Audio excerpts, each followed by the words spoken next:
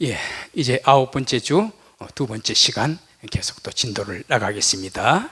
조금 힘드시더라도 인내하시고 우리 또 이 강의를 잘 듣고 또 그리고 또 학생들도 고민도 좀 해보고 생각도 좀 해보고 그런 시간이 됐으면 합니다. 자, 이제부터는 챕터가 장이 바뀌었어요. 그래서 제가 강의안 올려놨는데 이 외국인 근로자 이해 7번째 장, 외국인 근로자 이해 그 부분 프린트를 다 하셔가지고 요걸 보셔야 됩니다. 그래서 강의안하고 여기 이제 화면하고 대조를 해가면서 필요한 거 노트도 하시고 또 자기 생각나는 거 있으면 또 깨알같이 적어 놓으시고 그렇게 꼭 해주시기 바랍니다. 자, 오늘은 이제 2번째 시간 외국인 근로자 이해 이렇게 타이틀을 정하고 새로운 내용을 접합니다. 문헌 출처 어떤 자료들을 활용을 했는가 하면은 통계청과 또 인터넷에 나와 있는 각종 통계 처리 자료, 그 다음에 산업안전 대사전, 그리고 또 실무용어 대사전, 그리고 옛날에 제가 30대 초반이 되겠습니다. 계명교회에서 부목사로 일을 했었습니다. 나이 30쯤 해가지고 30대 중후반쯤까지 거기에서 이제 외국인들을 제가 지도를 했었는데 외국인 부 이렇게 해서 하나의 부서를 만들었어요. 스리랑카 사람들입니다. 좀 이따 제 사진도 보여드릴게요. 그 자료들하고 그 다음에 외국인 근로자 관련 학회지 이런 다양한 논문들을 교수님들의 좋은 논문들을 다운로드 받아가지고 요거는 학생들한테 이렇게 소화를 해서 전달하면은 이해를 할 수 있겠구나, 좀 쉽게 구성을 해가지고 이렇게 또 자료를 구성해서 교환을 마련을 해봤습니다. 통계청 자료도 활용을 또 많이 했습니다. 목차입니다. 외국인 근로자 개념을 또 바르게 정립을 해야 되겠고, 그 다음에 한국 안에 들어와 있는 외국인 노동자 지원센터 여기에서 뭘 할까 그거 살펴보고, 그 다음에 외국인 근로자 관련해서 다양한 논점들, 주로 이제 학회지 논문이라든가 통계 처리된 그 그래프들이 있지요, 다이아그램 된 거, 이런 내용들을 가지고 또 다뤄보도록 하겠습니다. 자, 외국인 근로자 개념 첫 번째, 외국인 근로자 개념을 보도록 합니다.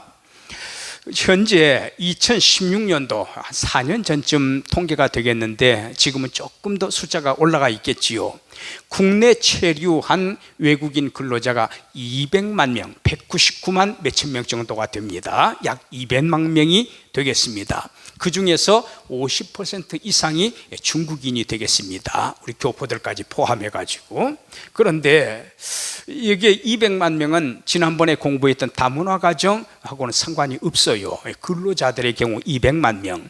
그런데 200만 명쯤 중에서 실제로 직장에 취업을 해가지고 일을 하는 사람들은 몇 명 정도가 되느냐, 대략 한 70%에 해당이 됩니다. 140만 명, 그 정도 안팎이다, 이렇게 생각을 하시면 되겠습니다.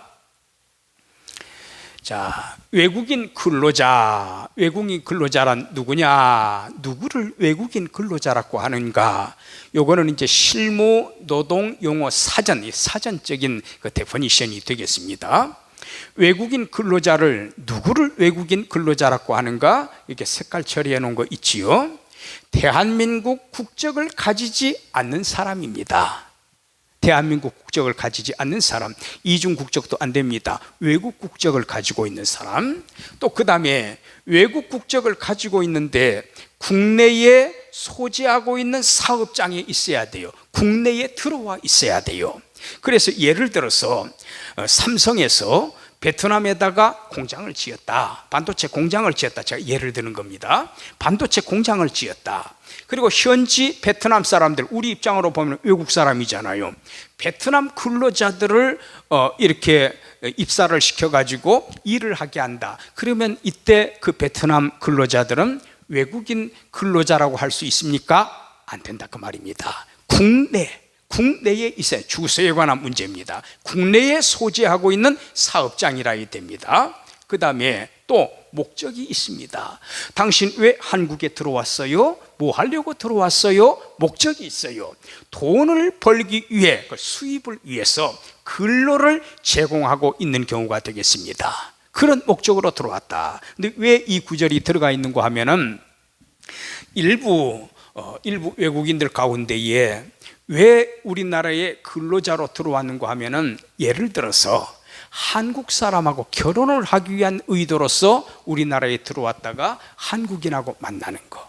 또 일부 어떤 사람들은 이런 경우도 있어요.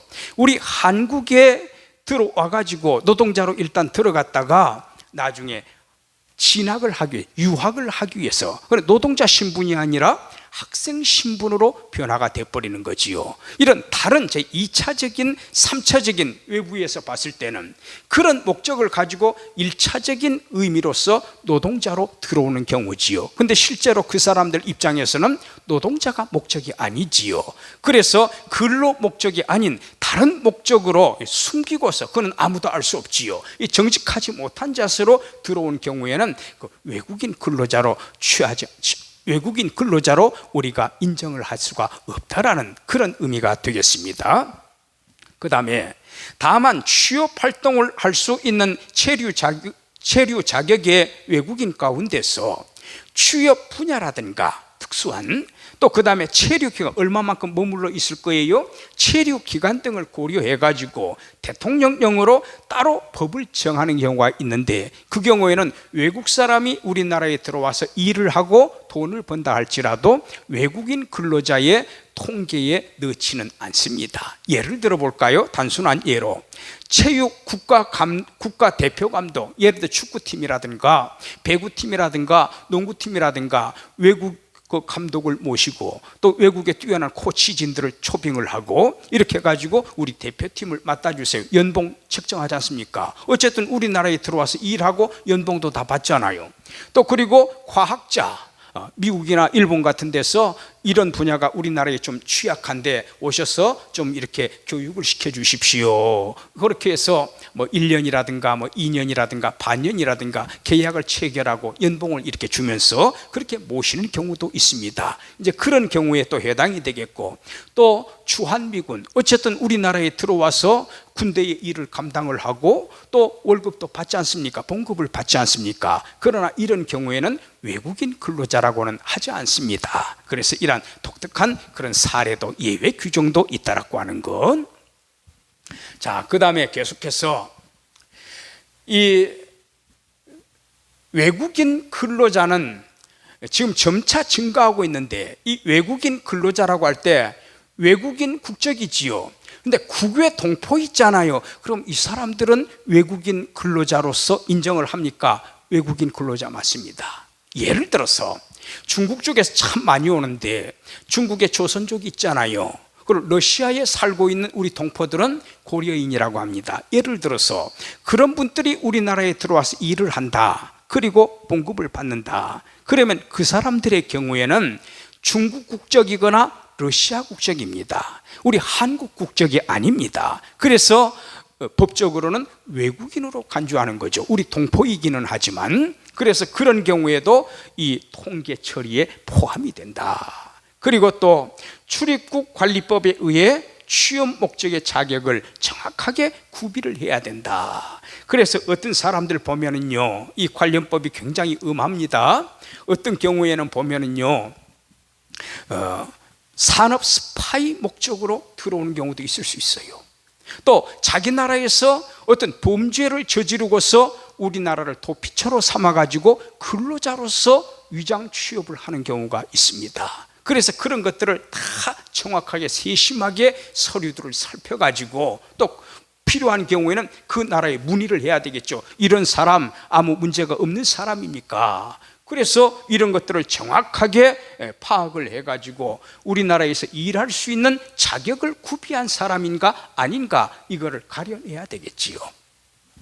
자, 그리고 또 외국인 근로자는 국내에서 참 생활 기반이 취약합니다.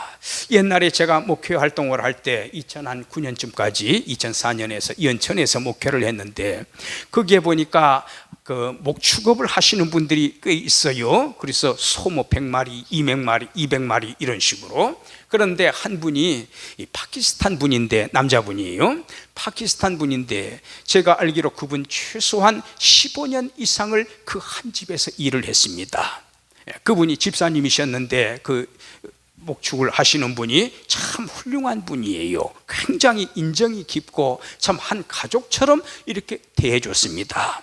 그런데 그분이 다른 곳으로 가지 않고 그 집에서 15년 이상을 머물러 있었을 때인데, 그러나 안타까운 것은 뭡니까? 자기 가족들, 부모님이라든가 또 아내하고 자식들 있잖아요. 파키스탄에 있잖아요.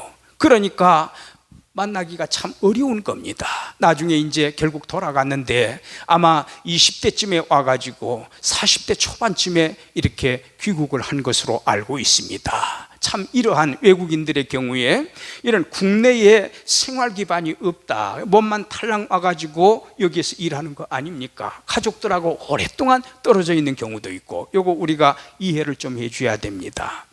그 다음에 한국어나 한국 노동 관행에 숙달되어 있지 않다. 아무리 우리나라에 뭐 5년 10년을 살아서 어지간히 한국어를 한다고 해도요, 이게 법적인 문제로 좀 깊이 있게 들어간다거나 또 어떤 뭡니까 변호사 문제라든가 또 이렇게 어떤 그 일처리 복잡한 노동의 문제가 생겨가지고 고발을 한다든가 법을 잘 모르기 때문에 어느 정도 법적인 의미를 갖는 용어들을 발설을 하게 되면 이 사람들은 못 알아듣는다 그 말입니다. 그래서 이처럼 한국어 아무리 기초어를 잘한다고 해도 아이고 한국어 능통하네요, 능통한 거 아니에요. 그리고 또 한국 노동 관행에 숙달이 되어 있지 않다. 이 나라별로 노동 관행이 다 다른 겁니다. 그리고 또 외국인 근로자에 대해서 의사소통이 불충분하고 습관이나 행동 양식 등이 달라서 산업재해 발생의 가능성이 높다. 이게 무슨 말인가 하면은요, 주로 이제 좀 요거 이해하시고 들으셔야 돼요. 3D 직업이 되겠습니다. difficult, 어려워요. dangerous, 위험해요. 그리고 dirty, 참 지저분해요. 그런데 거기에 외국인 노동자들이 일하는 경우가 참 초창기에는 특히 그렇습니다. 지금은 그래도 많이 이제 외국인들도 고급 인력화되고 이런 경우가 많지만은 초기에는 그렇지 않았어요. 그런데 그런 3D 업종에 종사를 하다 보니까 안전사고가 자꾸 일어나잖아요. 그러면 이제 회사 쪽에서는 외국인 근로자들을 모아놓고 열심히 강의를 합니다. 안전에 대해서. 근데 한국말로 수행이 되거든요. 열심히 강의는 했는데 그거를 외국인들이 이해를 잘 못합니다. 그러다 보면은 결국 어느 순간에 안전사고가 일어날 수밖에 없는 거지요. 그런 점들을 이야기하는 겁니다. 여기에 바로 그 연결이 되지요. 여기에 안전, 어지간한 용어야 이해를 하겠습니다만은 여기에 안전 한국말로 적어 놓으니까 모르잖아요. 예를 들어서 dangerous 적어 놓으면 위험하니까 조심하세요. 그런 의미로 소통이 될 수 있는 언어를 기록하면 좋겠지요. 또 우리 회사에는 예를 들어서 베트남 직원들이 굉장히 많다. 그러면 위에는 한국어, 밑에는 베트남어로 이중 표기를 한다거나 그렇게 해주면 좋지 않습니까? 한국말로 가르쳤다고 해서 그 사람들이 다 이해를 하는 건 아니에요. 그래서 이 안전보건을 확보하기 위해서 안전보건 교육을 실시하고 또 산업재해 방지에서 전문적인 안전과 관련된 용어들 있지 않습니까? 그거 한국어 교육을 실시해야 됩니다. 그리고 또 외국인 근로자가 이해할 수 있는 표지판, 아까 제가 말씀드린 그겁니다. 베트남어로 병기를 한다든지 태국 사람이 또 우리 직장에는 많아. 그러면 태국어로 또 한국어로도 쓰고 밑에 괄호 처리해가지고 태국어로도 써놓고 그러면 이해를 할 수 있잖아요. 그리고 또 건강진단 실시, 또 몸이 아파도요, 우리도 그렇지 않습니까? 이렇게 어디가 아파요 자세하게 설명을 못하는 거예요. 그때는 차라리 예를 들어서 1년에 2번이라든가 6개월에 1번이라든가 1년에 4번이라든가 직원들 전체를 다 병원에서 종합검진을 받도록, 물론 이제 회사 사장님이 돈이 들어가겠지요. 그런 것도 또 배려를 해야 되겠지요. 그러나 또 우리가 돈이 전부는 아니잖아요. 직장이 어느 정도 운영이 되고 있고 또 어느 정도 이렇게 수입이 있고 그러면은 바로 이러한 건강 상담, 건강 진단이 있지 않습니까? 요거 좀 아량을 베풀어 주는 것도 좋은 일이라고 생각이 됩니다. 그렇게 하면은 본인은 몰랐던 병명이 도출이 될 수도 발견이 될 수도 있고 그러면 합리적으로 치료가 가능하지 않습니까? 그렇게 해줬으면 좋겠어요. 자, 국가별 현황을 보십시다. 이게 이제 2016년이 되겠는데 199만 9,195명. 그래서 아까 제가 표기할 때 약 200만 명이라 이렇게 말씀을 드렸었는데 이 중에서 중국 사람이 100만 명, 100만 4,312명, 그리고 그 외에도 미국, 태국, 베트남, 필리핀 이렇게 일본까지도 있네요. 제가 생각할 때는 일본이나 미국 이런 쪽에서는 고급 인력 쪽이 되겠습니다. 연구원이라든가 예를 들어서 또 전문 그런 기술 또는 기능을 가지고 있는 사람들에 해당이 되리라 봅니다. 자, 그렇게 해서 1990년대부터 코리안 드림을 꿈꾸는 사람들이 우리 한국 땅을 많이 찾았다. 그래서 2016년에 대략 한 200만 명이 들어왔다. 이 1990년대부터 코리안 드림이라고 하는 게 뭔고 하면은 옛날에는요, 저 젊었을 때 그때만 해도 야, 한국이 어디에 있는 나라야? 외국 사람한테 물어보면은 들어본 것 같기는 한데 한국이 어디에 붙어 있는지도 몰랐습니다. 참 우리나라 국력이 미약하고 세계적으로 부각되지 못했을 때 한국이 지구의 어느 구퉁이에 붙어 있는지도 몰랐다 그 말입니다. 그래서 obscure corner of the globe, 그래서 지구의 어느 구퉁이에 있는지를 몰랐다. 후미진 구석에 있었다. 그런데 1986년에 그 아시안 게임이 있었지요. 1988년에 서울 올림픽이 있었지요. 1992년에 노태우 대통령 당시에 중국하고 수교를 하게 되면서 많은 중국 사람, 그때 중국 유학생들도 많이 들어오기 시작합니다. 또 우리 조선족 동포들이 많이 들어와요. 무역이 활성화가 되지요. 중국하고 우리하고 굉장히 압도적으로 높은 무역량을 기록을 하고 있습니다. 그리고 또 1996년에 우리가 OECD 가입을 하게 되고 또 2002년도에 월드컵 열었죠. 우리 4강까지 올라갔습니다. 월드컵 열었잖아요. 그리고 또 그때 아시안 게임도 열리게 되고 또 얼마 전에 평창 올림픽도 있었고 또 반기문 유엔 사무총장 직위에 우리 한국인 반기문 선생님이 올라가잖아요. 그러면서 우리 한국이 불과 한 20년도 안 돼요. 15년 어간에 엄청나게 국격이 상승이 되면서 한국이라는 나라가 유명해지게 됐습니다. 무역거래가 활성화가 됐습니다. 수입 더하기 지출을 하면은요, 그 두 규모를 따지게 되면은 우리 한국이 세계 10대 내지는 11대 무역 강국에 들어갑니다. 이러니까 이제 한국이라는 나라가 무슨 나라냐, 한국에 가면 돈 많이 벌 수 있다더라, 꿈을 이룰 수가 있다더라. 이래서 이제 한국을 많이 찾는 거예요. 다문화 가정 배경에 있어서도 그 수많은 외국인 여성들이 한국 남자들하고 결혼을 하는 것도 이런 배경이 있었던 겁니다. 유학생들도 마찬가지예요. 누가 옛날에 한국 땅에 유학을 하려고 했겠어요? 지금 유학생들 많잖아요. 서울에 나중에 이제 공부를 하겠습니다만 우리나라 수도 서울에 외국인 학생이 몇 퍼센트인 줄 아세요? 대학에 외국인 학생이 10%가 넘습니다. 현재 10명 중에 1명은 외국인이에요. 서울 지역에 대학생들이. 자, 그 다음에 외국인 근로자 구인 문제, 반드시 외국인 근로자가 필요합니다. 이거는 전경련 전국경제인연합회가 되겠는데 여기에서 이렇게 말을 했습니다. 중소기업 제조업체의 경우 외국인 근로자들이 차지하는 비중이 높아 이제는 외국인 근로자들을 제외하고는 공장 운영이 어려울 지경이다. 지금 우리가 일자리가 없다, 어디에 취업을 해야 되느냐 하소연을 하잖아요. 그런데요, 중소기업체 있지 않습니까? 어떤 회사는 10명 정도, 어떤 회사는 20명 정도, 심지어 어떤 회사는 10명 미만도 있어요. 이런 조그만 중소기업체 있잖아요. 사람을 구할 수가 없습니다. 지금도 제 아내가 오랫동안 중소기업체에서 일을 해왔는데 제 아내를 통해서도 그런 이야기를 많이 듣습니다. 일자리가 없는 게 아니에요. 우리는 이제 3D 업종, 위험하다, 어렵다, 더럽다, 이런 영역에 손을 떼려고 하지요. 이런 3D 직종이라든가 또 그 다음에 저임금을 받고서 일을 하려고 하는 사람 드물어요. 중소기업체요, 한 달에 150만 원 미만이에요. 어떤 때는 빠지는 날이 많으면요 120만 원을 받는 경우도 있어요. 한 달 내내 일을 해가지고. 그런데 누가 대학을 졸업하고 거기에 취업을 하려고 하겠습니까? 그런데 어쨌든지 간에 이 중소기업체의 경우에는 인력난에 시달리고 있습니다. 그러니 외국인들을 고용하지 않으면 일어날 수가 없다, 운영을 할 수가 없다라는 거지요.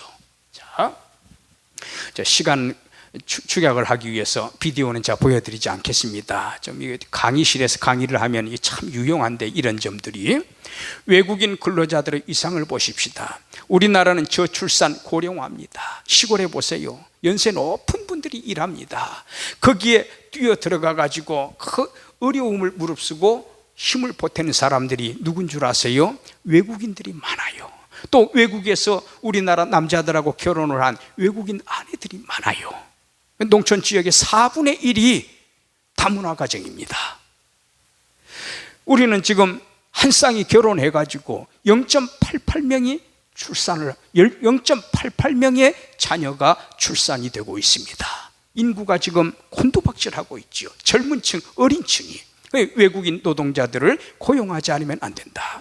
그리고 지금 글로벌리제이션 에이지이기 때문에, 그런 세계화 시대이기 때문에 문화 교류와 외교, 무역 분야에서 국가 경쟁력을 높이는 데 기여한다. 이 외국인 노동자들이 여기 하나의 연결고리, 체인이 되는 겁니다. 예를 들어서 우리나라 석유 안 나잖아요. 근데 중동 지방에다가 우리가 상품들을 수출을 하고 우리한테서는 나지 않는 석유를 그들에게서 가져오잖아요. 그러면 중동의 국가와 우리 한국이 윈윈 관계, 그래 상호 생존할 수 있는 그런 관계가 될 수가 있습니다. 여기에 외국인 노동자들이 나름대로 공헌을 하고 있다라고 하는 거, 그런 점도 우리가 긍정적으로 봐야 되겠습니다. 이제 이 내용은 제가 옛날에 1995년에서 35살쯤부터 해가지고 2000년도까지 제가 계명교회라고 하는 그 광명시 철산 2동 거기에 있는데 스리랑카 자매들이 많이 등록을 했어요. 저희가 이제 그 기숙사를 찾아가 가지고 우리가 교육시키겠습니다, 우리한테 맡겨주십시오, 저희가 최선을 다할게요. 처음에는 인정을 받지 못했지만 자꾸 찾아가서 사감 되시는 분한테 부탁을 하고 우리가 최선을 다해서 그들을 이렇게 살펴주는 그 모습을 보고서 그분이 이제 감동을 해가지고 안심하고 맡겨줬습니다. 만일 외국인들 가운데 한 명이라도 무단 이탈해가지고 불법 체류자가 되면 큰일이 나거든요. 근데 우리를 확실하게 믿고 이렇게 맡겨주시더라고요. 그래서 그 외국인들을 교육한 내용이 되겠습니다. 이분이 이제 오래됐습니다만 은퇴하신 지 송기일 목사님이라고 그때 제가 모시고 있던 그 담임 목사님이셨습니다. 제가 2000년도까지 철산동에 소재한 계명교회에서 6년 동안 부목사로 있으면서 스리랑카에서 1년 연수과정, 나이가 보면은요 보통 19살에서 21, 4~5이 가장 많았어요. 제일 나이가 많았던 그 여성이 27살, 다 여자분들이었습니다.